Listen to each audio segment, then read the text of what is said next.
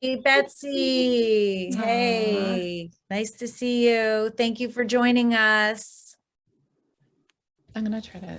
Shreya's with us. Would you mind getting me a glass of water? Yeah. Hi, No, Shreya. Scarlett, you can't have any water.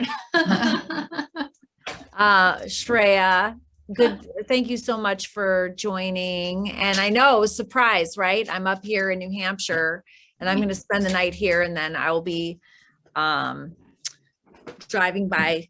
What is amazing to me, within the last couple of days, some of our very, very first educators to ever do Choose Love, and those were the hardest sales. Of course, Choose Love is free, but the hardest is to have somebody try something new, step outside their comfort zone, do a little something different. And so we had these courageous educators 5 years ago. Now they've moved to different school districts and they're bringing Choose Love with them, which I think cool. is like the ultimate in, I don't know, just validation to have somebody who's done Choose Love for 5 years and then they get a new job, they move to a different district and they want to bring this program with them, which is awesome. That is awesome. That means it clearly did some really good stuff for the school they were in. Yeah. So they're like, yeah. Yeah, exactly. And Dana, you're our Colorado ambassador. So we have I'm clearly the worst ambassador ever. no. Just don't send her mail. I was gonna say, she picks up her mail once a month. Come on. No, but we've revamped our ambassador program. So we have some incredible opportunities that we'll connect with after to discuss for you. I think you're going to be really excited.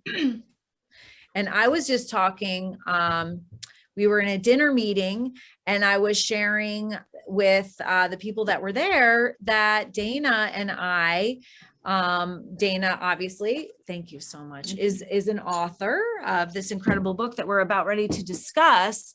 And Dana and I did a book tour all across Canada. And it was big. It was really big. It was really big.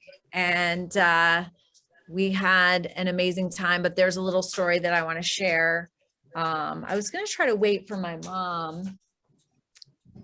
Can you hang on for one second? I'm sorry. We're usually really timely, but give me 60 seconds if you don't mind. And listen to Dana's podcast. It's out there and it was wonderful. And We just released it a few weeks ago. I know it was on hold for a while, but we wanted to coordinate it with the book club. So sorry, everybody, but thank you so much for your patience. I think today I was saying that patience is a virtue that I didn't have when I went out the wrong way from the parking lot. I went out through the inn because I was like, I'm not wandering around trying to figure out how to get out of here. I'm just going to take the road less traveled. But I was talking to Stephanie from a residential center up here in New Hampshire this afternoon. She is choosing love and doing so well. She's got some special needs going on and she loves Choose Love. She wrote us a letter. It was in one of our newsletters. She said how important Choose Love has been in her life. And I got to meet her. She said it saved her life. She said it saved her life. And I got to meet her this afternoon and we surprised her and she surprised me because I didn't know I was going to meet her. And she's like, oh my gosh, I'm so honored. I'm like, oh, I'm so honored. Wow. Do you know what an example you are for so many people? Was pretty amazing. Okay, so let's go ahead and get started for everybody that is here. And such an amazing book. And I'm so excited to introduce you to my dear, dear, precious friend, Dana Liesegang. And she is an amazing woman with an amazing story that is so inspirational and motivational. She's the most courageous person that I know. Outside of herself. Well, I don't know, Dana, because you are absolutely amazing. And I wanted to start off by saying, and I did briefly touch on the book tour. So when we were on this book tour, we made a stop, and we had an audience, and we were with Kate McKinnon, who is also works with Choose Love. She actually got the program into Livermore, California. Anyway, she wrote a book. The three of us are authors. We're on a Canadian tour. We're on stage, and we're wrapping up this particular stop on our tour. And a man stood up, and he, do you remember this, Dana? He said, I was planning on killing myself tonight. And he said, so I was on my way home to do that, and I saw this flyer. So I thought that I would come to this event and then I would go home and kill myself. And he said, but after hearing Dana, I'm not going to kill myself now. This has saved my life. And it was just so incredible. Dana sharing her story has not only saved his life, it has transformed and saved many, many lives, and all over the world, because Dana is a world traveler. When I say courageous, I mean courageous, because nothing gets in Dana's way. She had this horrific accident, and she was determined to walk again against all odds, against everything that every doctor told her. And she did. And Dana continues to heal. It's a lifelong process. Healing is a lifelong process. And so I'm just so blessed to know you, and to be able to call you a friend, and to have you here today. Thank you so much for being here, and for sharing with us about your incredible story, Dana. Thank you, Scarlett. I love you so much. I know. I bring love tears to my eyes.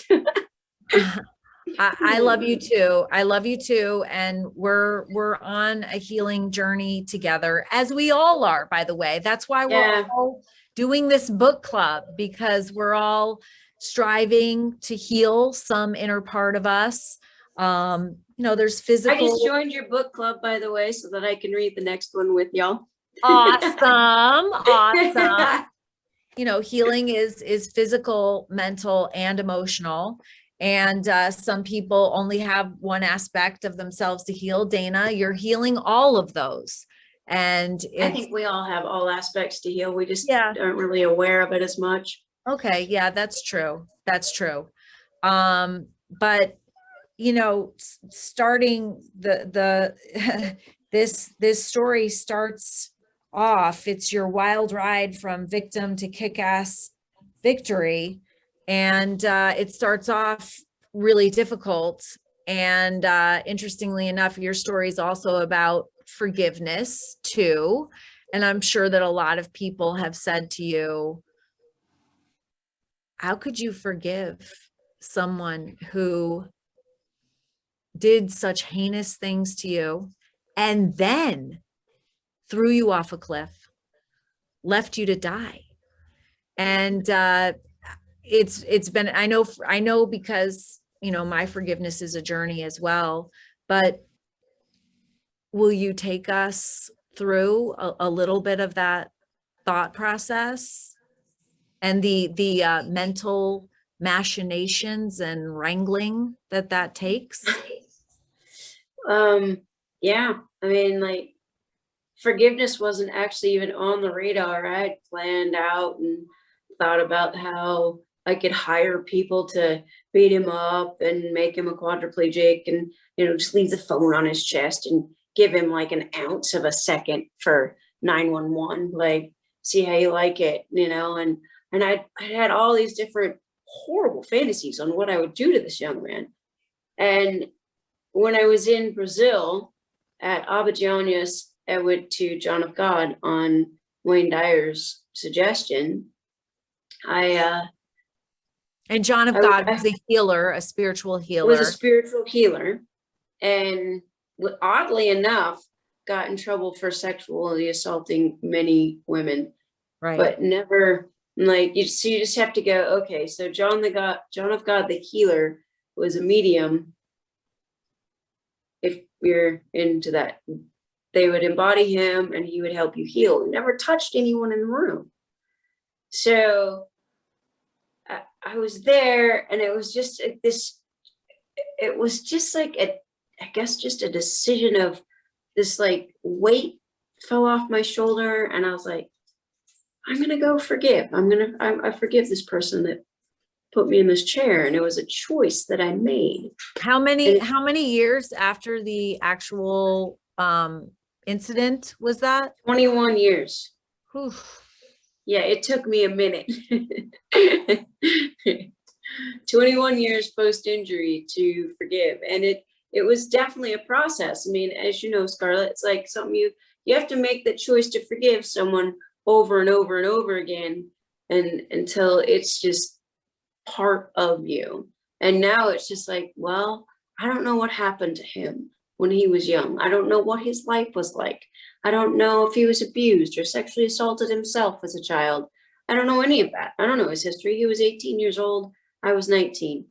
And I don't know what he was taught about women in the military or about women, and how, you know, we just don't know someone else's background. And so I tried to flip that around. I was like, okay, knowing that there's trauma somewhere along the line, I can forgive him, because I think it says it in the Bible, forgive them for they know not what they do. And at the age of 18, I mean, he was just a kid.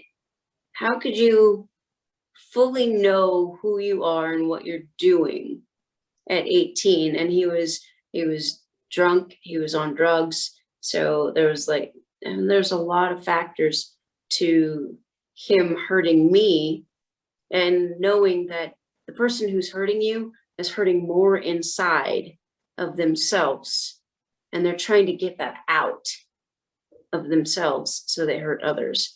And I forgave. It was a choice, and it lightened my world. I've become so much happier and so much lighter, and I have so much more joy in my life that, you know, I can't say that I would not do it again. Like, if I wouldn't change, would I like to skip some of it? Yeah, but I wouldn't change what happened at this point, just because I know that my life has had more meaning now than it maybe ever would have. You can what if all day, right? But this is the deck I was dealt. And I feel at this point, I'm still holding all the aces. It's incredible. I say that it's incredible. You know, I have my own story of forgiveness, but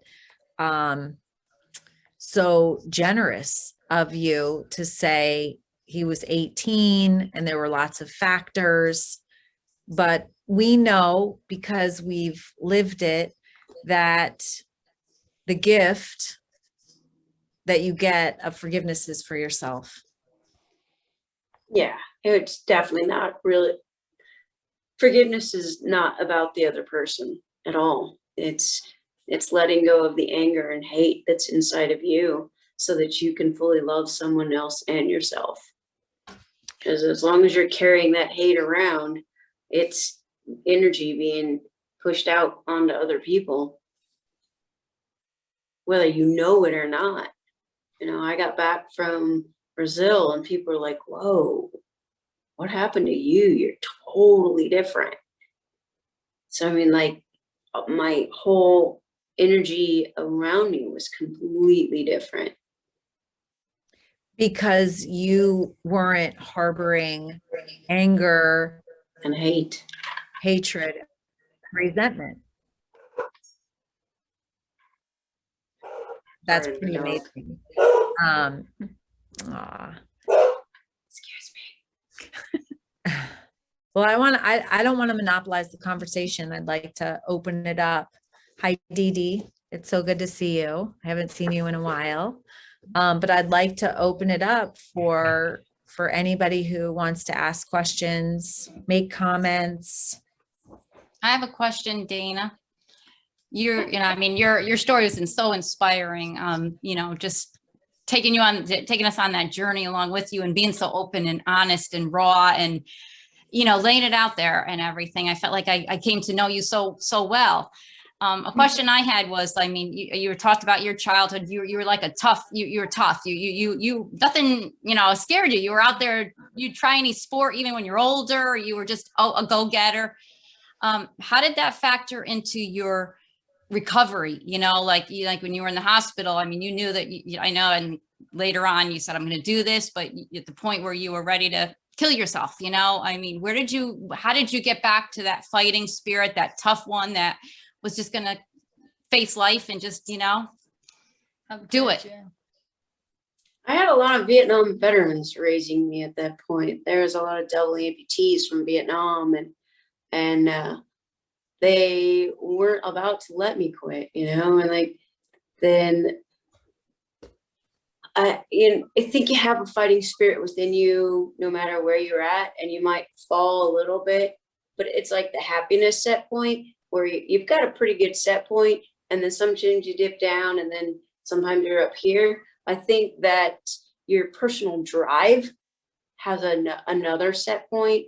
Like you either have the will to go for it or you don't. And yeah, you're going to dip and you're going to go up and you're going to dip, but eventually you're going to come up back to where your median is. And I think just with a lot of really good people around me in support of family and other veterans that, whenever you dip, they kind of pull you back up. And then you just go, okay, I'm on it again. Let's do it. Yeah. This time I have a different kind of family. I'm not in the veteran events. So I've got all of you. I've got people like you helping me keep my energy up. I mean, you say I'm helping you and you're reading my story. The truth is we're helping each other because you're lifting me up as I'm lifting you up. That's beautiful. That's what I love about your story too. It's all about family and having your family come together. And I know there's some ups and downs, and you sharing with your sister about what she went through as a child, and you didn't realize until you were older. How was that when you discovered that? And talking even back to what happened to you, and that you don't know what someone else has dealt with. How has that changed your perspective in life, I guess, and meeting people and seeing that they've been through trauma? How's that changed your, I guess, relationships and connections? You have a lot more compassion for everyone you meet because everyone has a story. Everyone has had something hurt them or somebody die or some loss. And so you have more compassion for whoever you meet, and especially your family members, when you're like, oh, I had no idea. And that makes so much more sense on why you're like this or why they're like that. You have a lot more compassion and love, and you're willing to forgive and let go of other things too, because you're like, oh, I get it. Sure. Good point.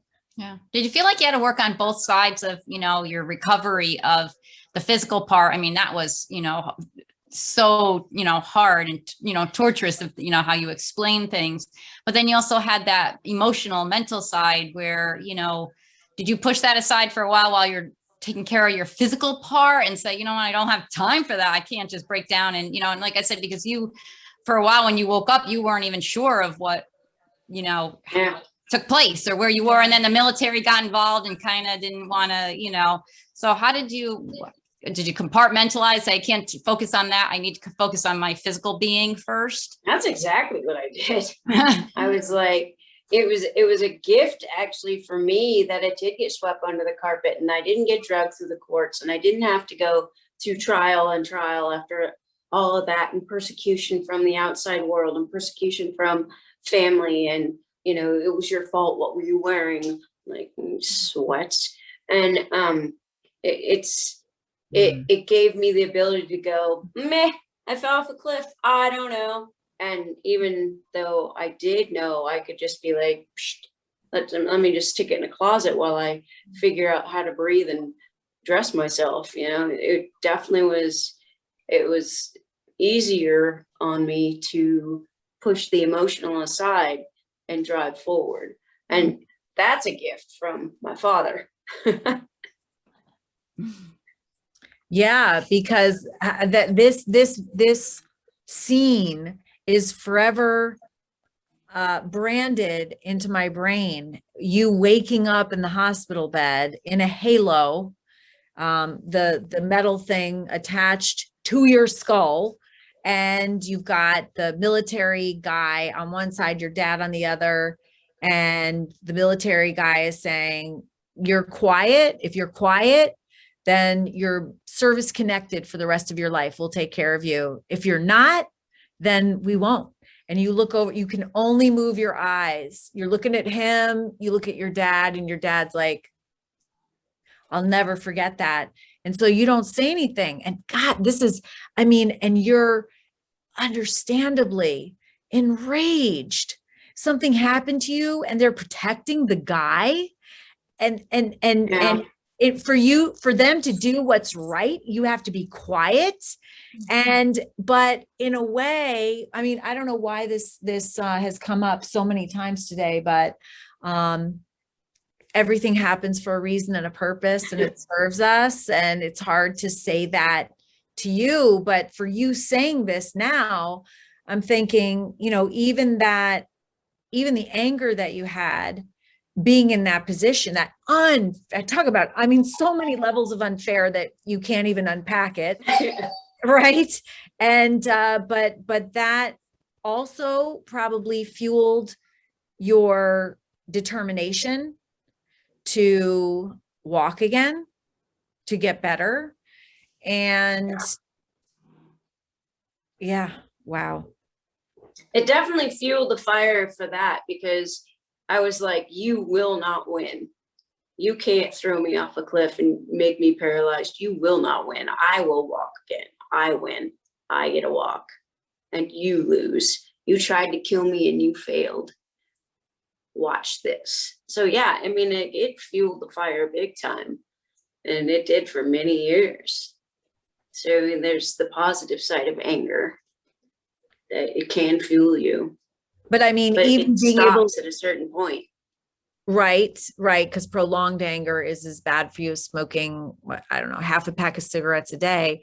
But I mean, for you right now, because I've never even heard you say that, to even say that, you know, being quiet and not going through the court system could have actually been beneficial for your healing.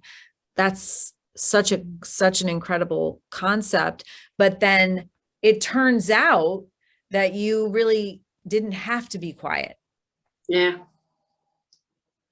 Especially since the tailhook scandal was going on around the same time that mine was. They really wanted me quiet. And I would have had that on my side. So the tailhook scandal could have used and benefited me not being quiet. But you know, I was barely 19 years old, doing what I just gotten through boot camp. I was scared to death, doing what I was told, not knowing if I was going to be taken care of the rest of my life. And it took 2 years. It took 2 years to get service connected, because they still tried to make it my fault. And they just couldn't. So yeah. Finding out 21 years later that I don't have to be quiet that was a big one. That was interesting. And that was when I first said it aloud on board ship, when I got Wayne's hat. I'm like, when I realized I said it out loud to a crowd of people, I was like so scared, because I'm like, what if she was wrong? You know, what if they can come back on me? And so I had to really dig into it and look. I took my right to remain silent in the court of law. I didn't take my right to remain silent in the civilian world. And so what change did you notice when you did start talking about it? So for 21 years, you had to bury the truth. So, I mean, on top of all the other unfairness, that was just one more thing that you had to keep inside you, all bottled up. And what changes did you see when you were able to start talking about it? I mean, how did that change for you? It gave me a gift of freedom, the freedom of speech. It gave me a gift to actually start healing the emotional side versus, because like once you admit something's actually happened to you, you begin the healing process in your heart and the emotional side. Until you admit that it's happened, that part of you is still going to remain an open wound. Like, when you say, if you have a scab and you keep picking it, it's not going to heal. Well, sometimes the wounds are buried underneath and you can't see them until, you're able to, I guess, wash the dirt away.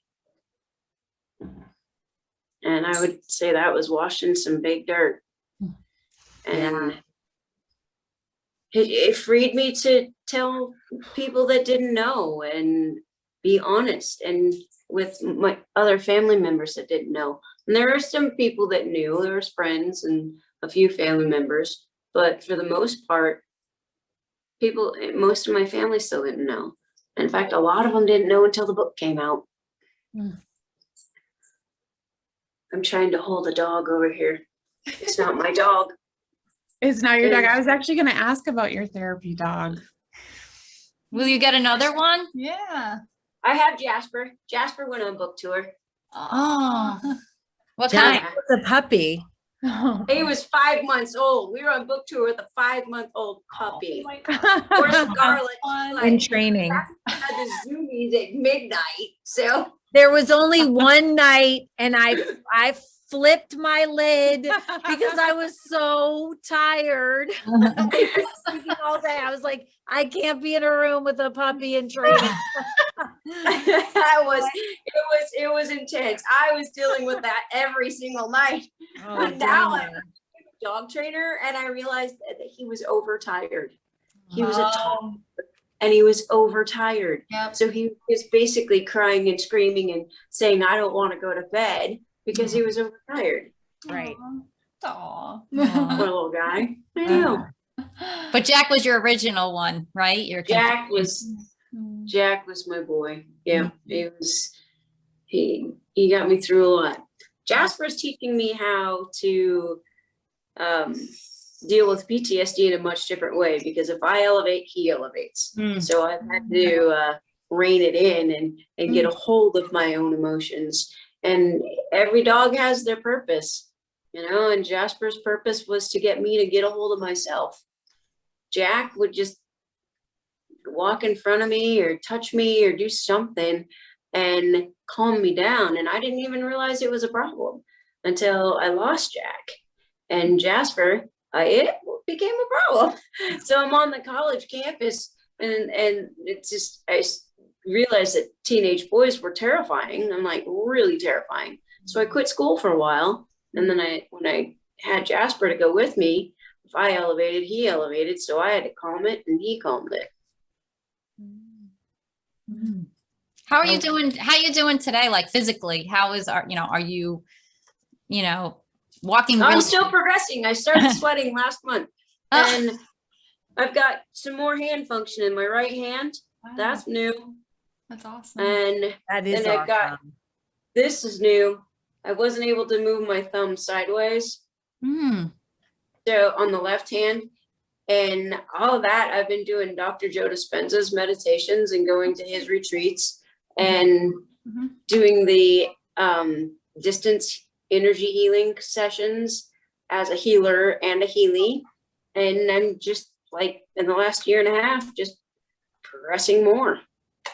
How does that make you feel? Like, I like highlighted that part in the book where you said that all the doctors are saying like, oh, it's impossible. And after all, you're like, oh, you're so sick of all the, oh, really? How many times are you tell me I can't do this? I can't do this. What can I do? Like, how is that years later when you go to doctor visits, like, and you still are progressing, and like, how do they react to you? Do they, in the same stupid way. They're like, it's still not possible. And I'm like, I finally, because my bone density, I'm up 13% in my bone density in my hips. And one of the PTs was like, if I wasn't seeing this, I wouldn't believe it. And my doctor was like, what is it that you're doing?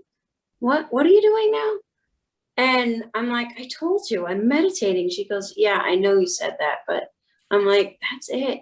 She's like, well, 13% bone density doesn't lie.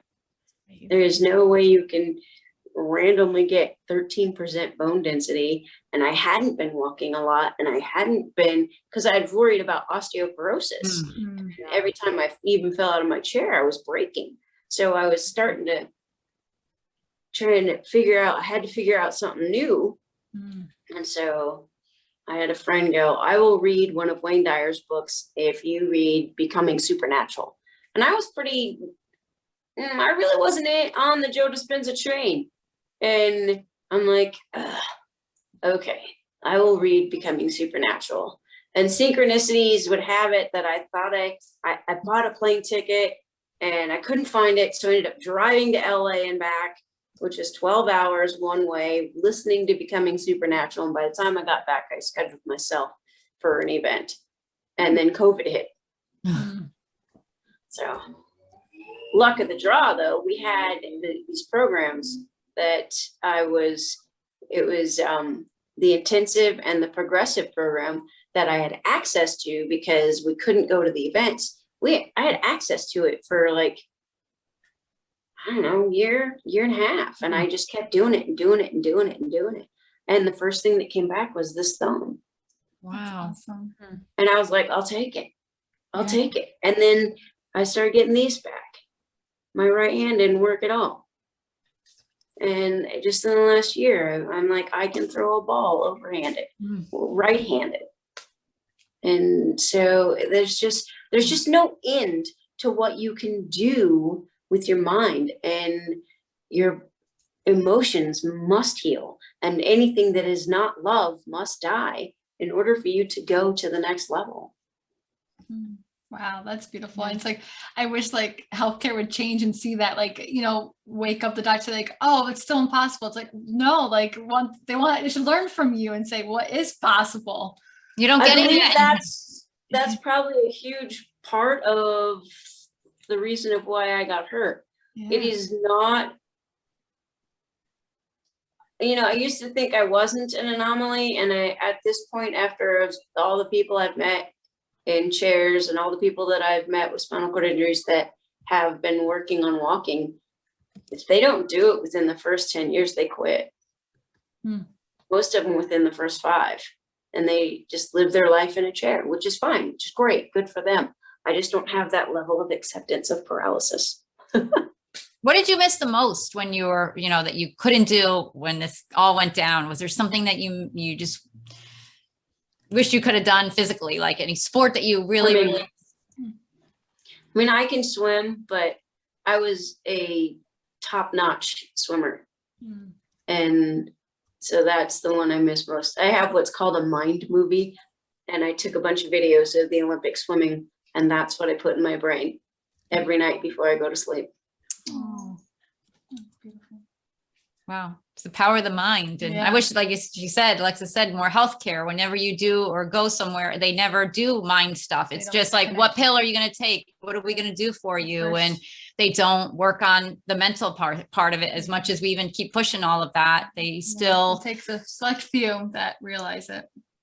It's so interesting. It takes so long for us to undo our thinking, to rethink what we don't know, what we think we know, and then we learn something new and we still can't accept it. So you've got doctors, you're going into doctors that have told you it's impossible. What does that do to 99% of people? If you were told it was impossible, would you do something that a doctor told you was impossible? Well, Dana would. Then Dana does it. She goes back to the doctor and he goes, it's still not possible. You know what I mean? Yeah. So, gosh. Yeah. Well, now they're like, oh, we're just walking on tone. Your legs don't really work. Okay. Whatever. But with my fingers starting to get function, they're just like, wait a minute. And the bone density issue. They're like, what? I've got one doctor at the Grand Junction VA that's a spinal cord doctor. And he actually started going, maybe I'll try some meditating.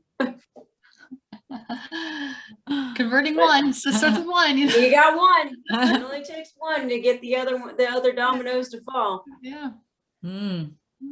That's true. That's true. And can you describe for everybody, and probably most people on here aren't familiar with Joe Dispenza, can you describe what that looks like, what that is, and how you do it? So we have kind of an idea of how you're healing yourself, because you're healing yourself. Yeah. Beyond what anybody ever told you could not do. Right.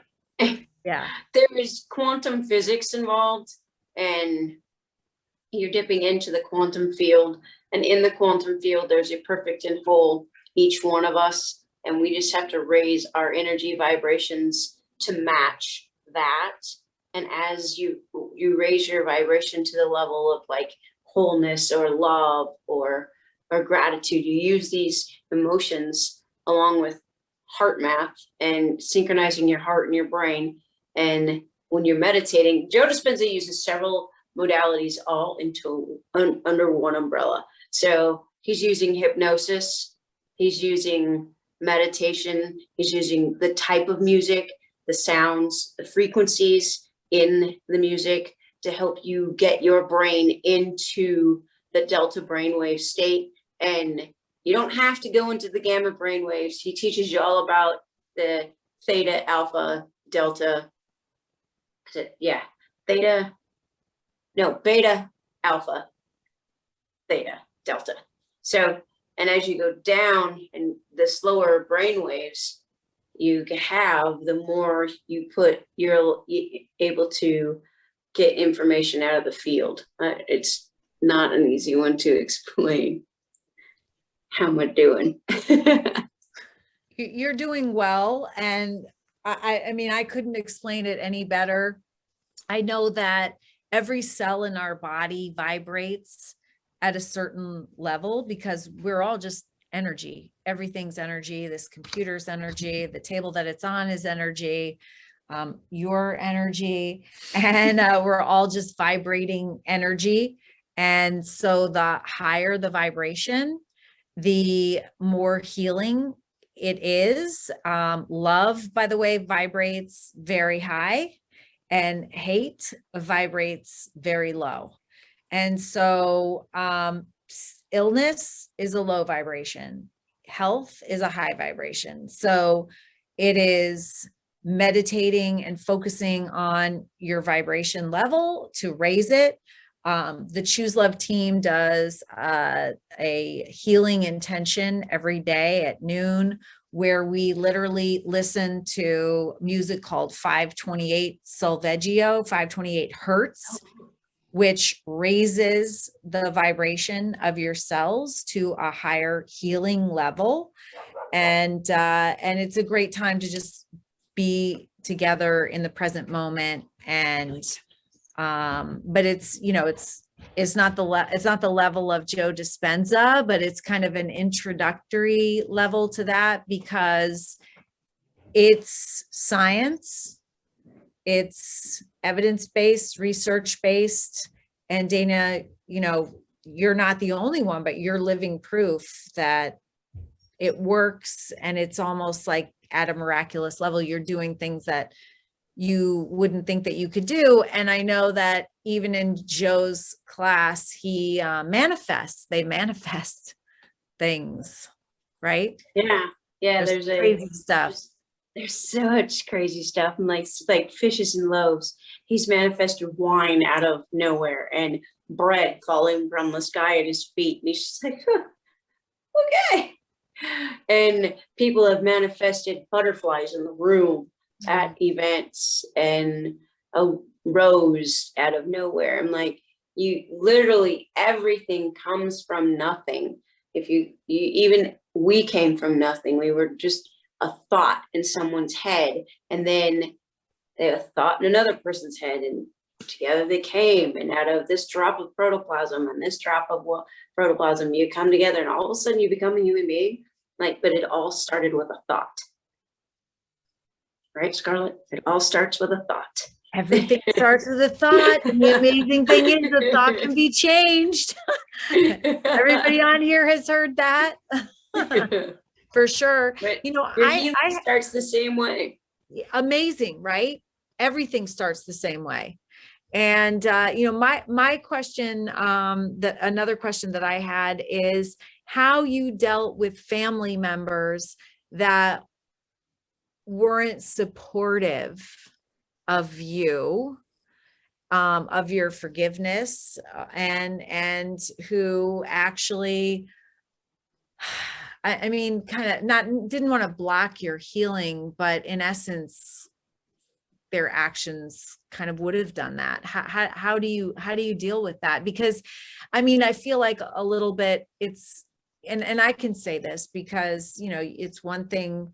You forgive your attacker. It's difficult. It's a process for sure. You knew him, but not that well. I'd never met Adam. But then you have family that is hurtful and not supportive. And how do you handle that? How have you handled that throughout your journey? Throughout the journey, I kind of fought it a little bit. I was angry a little bit, and I tried to live up to some of their standards, and some people's standards you just don't want to live down to. I thought I was living up to them, to standards. That's a quote. I like that. I don't standards you don't want to live down to. Yeah. I love that. And I realized a big one was my brother. I had been living down to his standards so that I wouldn't, I guess, outshine him, and we're currently not speaking. His choice. I have given my forgiveness and I have given my apologies. I mean, because we both had roles in this event of non-speaking. And I continue to just send him love at this point. And I continue to send a loving text every now and then just to say, hey, I love you. I'm still here. When you're ready, I'm here, and in the event that he's ready, great. But in the event that he's not, that's okay too, because that is a gift for me to get out of the shadow and shine.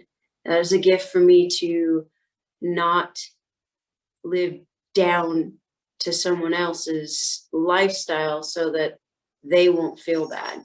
It's not a good place to be when you think you're doing it out of love. You're only hurting yourself.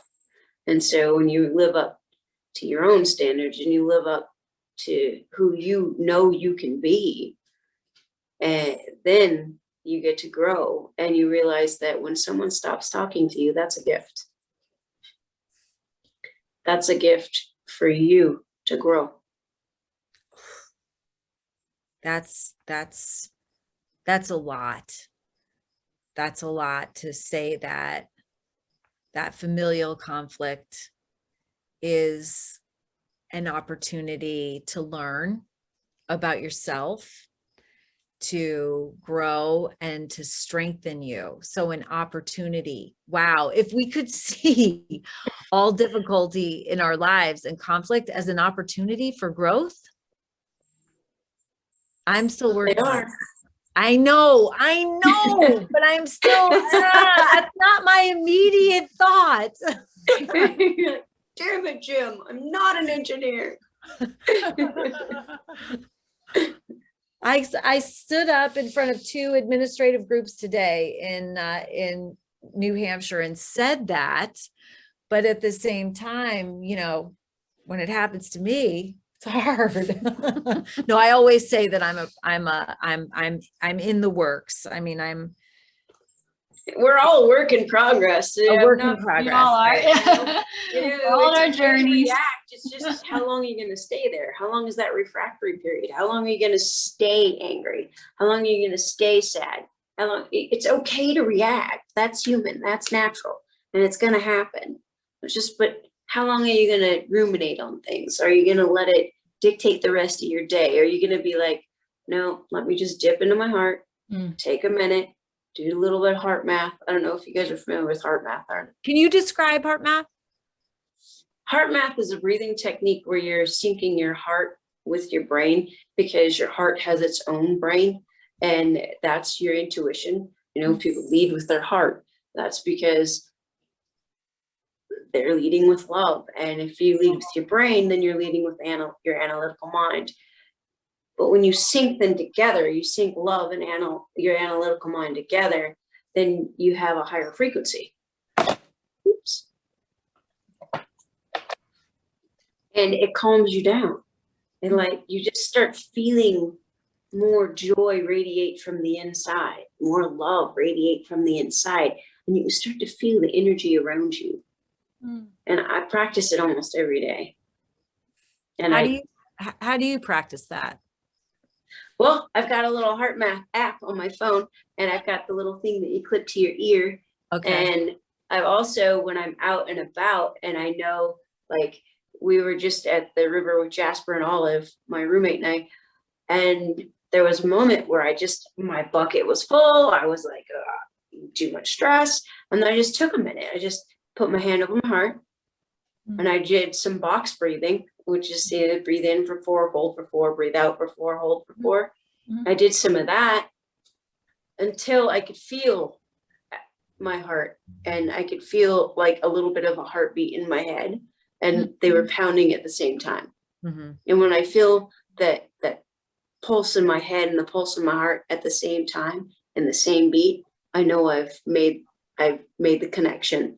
And then I can just go on, and I stop reacting, and I get into response of what is a better response.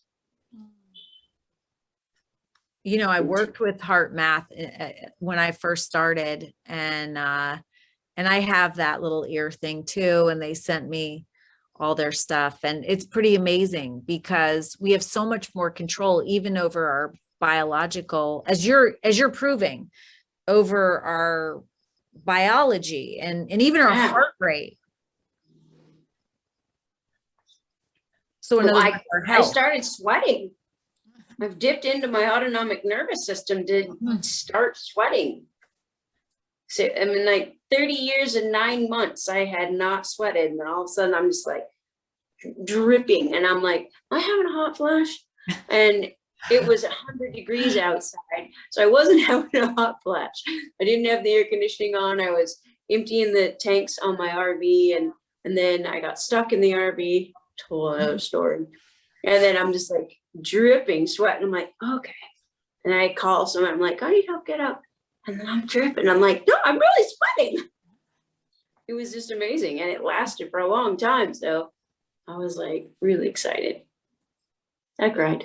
I was excited. Oh, I love that. That's huge. And I have stinky armpits now. It's pretty exciting. It's so funny, you know, like you always say, like, you know, what one person's thankful for and another person's not, you know, it's like, oh, I sweat too much, you know, but then it's like, no, I should be thankful that my body can sweat, you know, and thank you for giving me that. Yeah, I mean, like, I wished it away. Yeah. It was like, you know, I got my wishes. The universe answers you. You just got to be ready for the response. You know, I wish to be small. I wish to be popular. I wished I couldn't sweat. I wished to be cute. You know, I was okay. let's try a broken neck. Wow.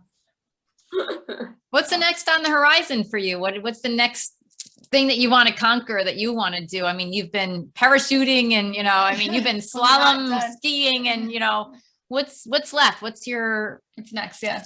What are you looking forward to doing? I look forward to getting up every day. Beautiful. But as far as, what I'm doing as event wise, on my bucket list, swimming with whales in the open ocean in Fiji. Oh, nice. Well, maybe you can move there. You're one woman that has been everywhere. I think it was just like you're reading, you're like, I'm going to move here. Okay, now I'm going to move back and I'm moving there. And I just really, that's amazing. I used to say to Alexis, I said, oh my God, you got to read this book. She's moving again, and it's just amazing that, your different life things, where it took you, where life took you to all where you needed to be in a sense. I joined the Navy to see the world. I just forgot to put in my contract that I wanted to do it standing up. You don't get that shit in writing. I'm just saying. We can put your wish, you said. Oh, I think Dee Dee had something to say earlier. No, I was just gonna, I didn't read your book yet, Dana. I can't keep up with the book club books. I like to support the other ambassadors when they're on. So, and I think it's important to hear your message. And it was just, I was thinking about both you and Scarlett, about the message that you have about the forgiveness of the person, your attacker, and for Scarlett, for Adam. I think it's so important for people to hear that part of the message. I think sometimes it takes an event like that to have somebody come to that place, and to be able to have that compassion to kind of say what you said. I don't know what happened to him early on in his life. And, we might know a little bit more about Adam because there was a little history, that they were able to talk, about him, through schooling and stuff like that. But that message that you guys are both putting out there is so, so important for people to hear, that you are able to think about the other person, even though you were so hurt in, this process and in the interaction with that person. And so the voice that you guys have and that you're putting out there, I think is just so important. And I love the piece that you're both, I don't know how far I can say stepping into, but you're also making the energy work. You're bringing that to light, like Scarlett has done a lot with that, with tapping and all this, and what you're talking about. I'm an energy person myself, so I'm a Reiki master and all that. And I would love for that to become more mainstream. And you guys are using your voices to actually put that out there. So I think it's amazing that you guys are able to do that, and that your message is so important about being able to look to see what the other person might have been through, even though it caused you a lot of pain. So I appreciate that. And I think it's amazing that you guys are able to share that for both of you. So thank you for both of you. Thank you. I think it's Scarlett's formula. I love Scarlett's formula. Forgiveness is compassion in action. I talk about that all the time. And of course I give credit where credit's due. Talk about how, talk about a little bit, I know we're almost at our hour, but after the book, there was kind of an ending to your assailant's life. You want to share that to kind of, Dee Dee was saying, well, what happened in his life? And, there's not a whole lot of detail. Do you want to share that? Sure.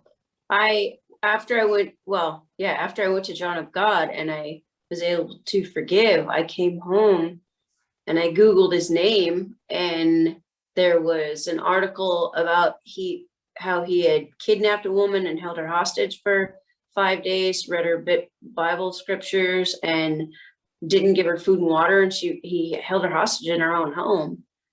And underneath that was his obituary.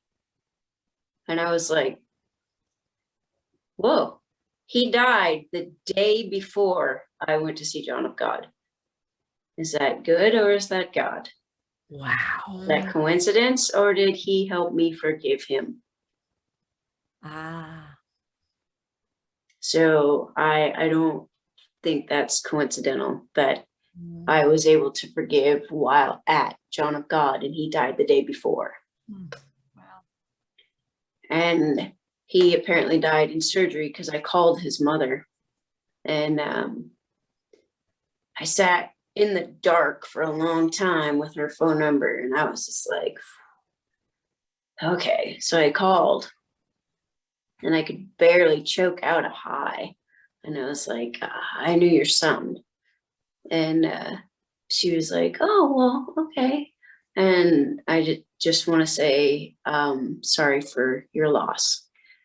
And she was like, well, how did you know him, dear? And then I was like, oh, crud, I didn't expect this question in my head. And so I said, well, I was in the Navy with your son. And she's like, oh, and then of course she's wanting no more. I'm like, well, ma'am, I'm the one your son threw off Sunset Cliffs that night. And she's like, why would he throw you off a cliff? I don't understand. And I'm like, trying not to say your son raped me. And so I finally was like, your son raped me and threw me off Sunset Cliffs. And without skipping a beat, this woman just said, I'm sorry. I'm sorry he caused this family a lot of grief. What can I do for you? And I said, forgive yourself, because parents blame themselves for what their children do. And so we cried together and I gave her my name. I said, I live an amazing life. I want you to know this. And I'm happy and I'm well adjusted. And she took my name and you can Google my name and see if you want to follow me and whatever. And that's how that ended. His life ended, and I think mine began in a much different, more positive way. Because had I not forgiven, I wouldn't know Scarlett. I wouldn't know any of you. And what an incredible gift that you gave his mom. You know?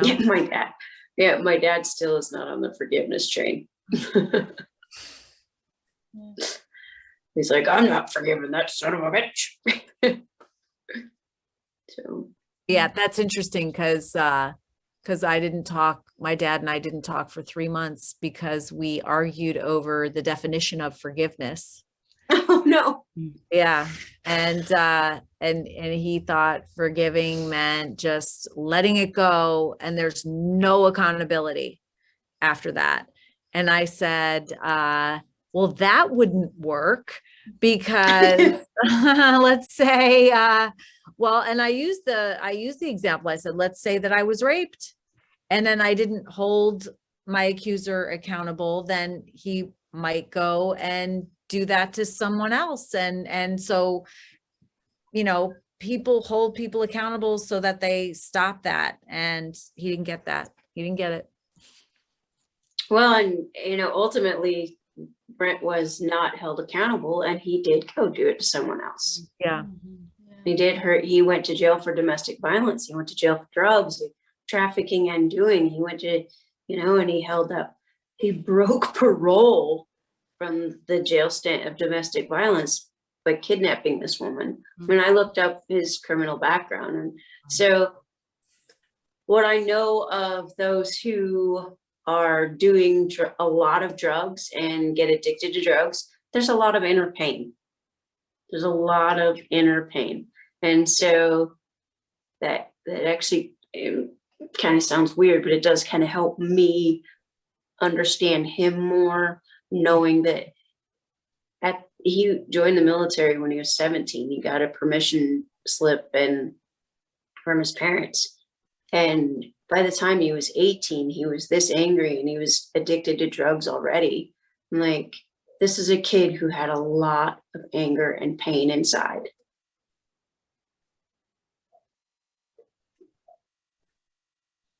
And ultimately he died by the sword. Right. And I say live by the sword, die by the sword. Yeah, that's true. That's true. And that's, compassionate of you to be able to think that way, but that compassion is also strengthening to you. Yeah. Well, yeah, I mean, I look at my family's health. You ask me how I deal with that and the naysayers, and I look at my own health and I look at their health and I'm like, whoo, I don't know about you, but I'm not the one with lumps all over my body, and I'm not the one who's in pain all the time, and I'm not the one whose bones are dying. Well, mine are coming back to life. Yeah. But my father has necrosis in his hips, and he got a new hip, and his liver's failing, and his kidneys are failing, and he's gotten 6% blockage in his heart. Well, why do you get 60% blockage in your heart? Because you're not living from your heart. You're blocking emotions down in there. And, you know, my brother's constantly in pain, and he's got these weird little cancery lumps all over his body. And I'm like, what are you living by? You're living by hate and anger and sadness, and you're living by alcohol. Well, don't be angry at me because I'm healthy. I might be sitting in a wheelchair, but I'm one of the healthiest people I know. You know, as far as family goes, you know, if you live with hate and anger and all this stuff, resentment and shame and all these emotions inside of you, you're causing your body trauma. You can't live in fight or flight all the time because your body just goes, I don't know what else to do with it. So here's a cancer tumor. I'm trying to tell you I'm sick here. I'm trying to tell you you need to change your emotions. I'm trying to tell you with this symptom and that symptom and this symptom. And then we go to the doctor and they're like, oh, we'll take this drug, that drug, and this drug. And when they really need to dig into is, where's this really coming from? Where is it stuck in your body? What emotions are stuck in your body? What energy is not being released and you're hanging on to, and it's bubbling up and coming out in other ways? The body being sick is it's screaming at you to help your emotional state.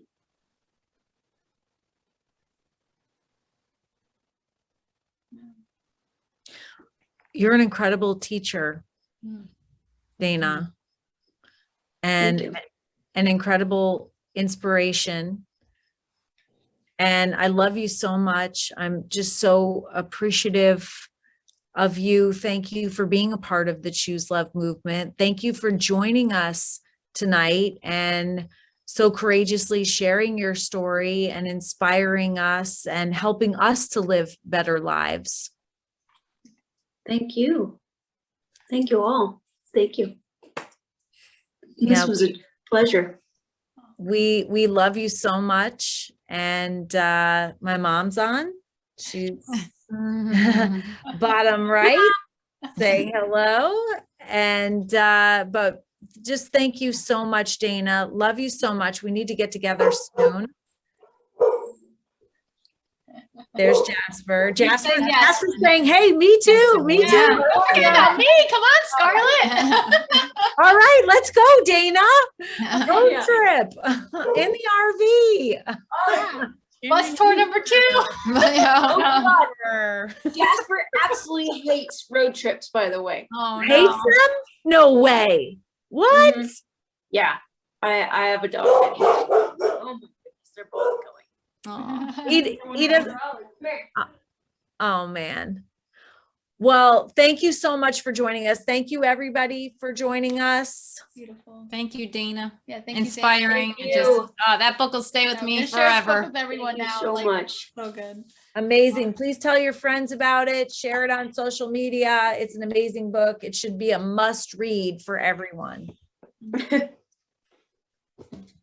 Thank you so much, Dana. Love you so much. Thank you. Oh, I'll show you the kids here. Oh yeah. Yes. See if I can. Jasper, 2 feet. Come on. No, Jasper. Jasper. Oh, my hey, buddy. God. Oh my gracious. Lucky. Hey, wait, where are you going? I think Oh, you're yeah, done. yeah. You're done. I Did made my photo. appearance, yeah. Come here, Ollie. This is the barker. This is the one that Oh. instigates most of the barking. Aw, But she's a good girl. Huh, Oh. Olive. what a cutie. So is that your roommate's dog? Yeah, Aw, yeah. And she's a sweetie. aw, very nice. Yeah. Oh, thank you for the kisses. Aw. Thank you for introducing us to the kids. Yeah. Now we know anything is possible now. We Yeah. know we can, you know. Yeah. No, I mean, so inspirational. I said so many lessons. And thank you for tonight. So many more lessons above and beyond the book. So appreciate it. Thank you. Yeah. Well, we turn impossible into I'm possible, I right? know. Mhm. I always love that. Yes. Yeah. Oh, and one thing I just want to leave you with, Yes. you know, you guys are like, how do you keep going? How do you keep going? Blah, blah, blah. Yeah. And we're every time you're on a show, they like, Scarlett, I don't know if people do this to you too. They well, who do you want to thank in your life? Who can you thank in your life? Mhm. You know who we all need to thank is the person in the mirror. Ah. Mm. The person in the mirror is the one that's getting up and doing the work. The person in the mirror is the one that got you out of bed in the morning, the one that forgave, the one that did the 4 hours in the gym, the one that's getting up at 4 a.m. or 5 a.m., staying up till midnight, 2 a.m. in the morning, writing things down and doing all the interviews and traveling and doing all the stressful stuff. You're doing the work. Effing stuff. We got to give ourselves credit. I mean, I think that's what we do. We don't give ourselves credit. Yeah. We need to- Oh, that's so We need to honor ourselves for the work. Honor I ourselves. love that, Dana, Thank because you think yourself of for the work everyone that you do. else. Yeah, you think of everyone else when you want to thank, but actually, you know, your body's showing up for you every day and getting you through, and it's amazing. It's amazing. It is simply just, it's mind-boggling that what we go through, put ourselves through, and we're the ones doing the work. And I just came up with that this morning, by the way. Oh, I'm like, meant to be. I'm like, it's me that I need to thank. I've not thanked myself. Yeah. I feel like we're always the first ones to blame ourselves, but we're the last ones to actually thank ourselves. Yeah. Yeah. I needed that today too, Dana. Thank you. You're welcome. Yeah, I love that. Well, okay. Well, thank you so much. for Thank helping you. us. Thanks for inspiring us. Love you so much. Have a good night. We'll talk See you soon. on our next book Yeah. club. Get better at it. Yeah. See ya. Love it, Dana. Good night. Thank you. Oh, it's beautiful. Look at you, Dana. Oh my gosh. The Can other one's I out get of the a way. picture? Oh, Hold yeah. on, I gotta Hold get a on. picture of that. Rafa wants to get in there. See if I can get it better. Oh, look. Oh, there wait, it is. there. Want to get Mama? Oh, I love it. Ah, Ooh. beautiful. Here, let me try one more time. Dana. Oh my My God. other fingers are in the way, but I'm getting it. It's got it. incredible. Incredible. I see the improvement. It's incredible. Wow. Amazing. That's a lot of hard work. Love you so All right. much. I love you. I love you. Thank you.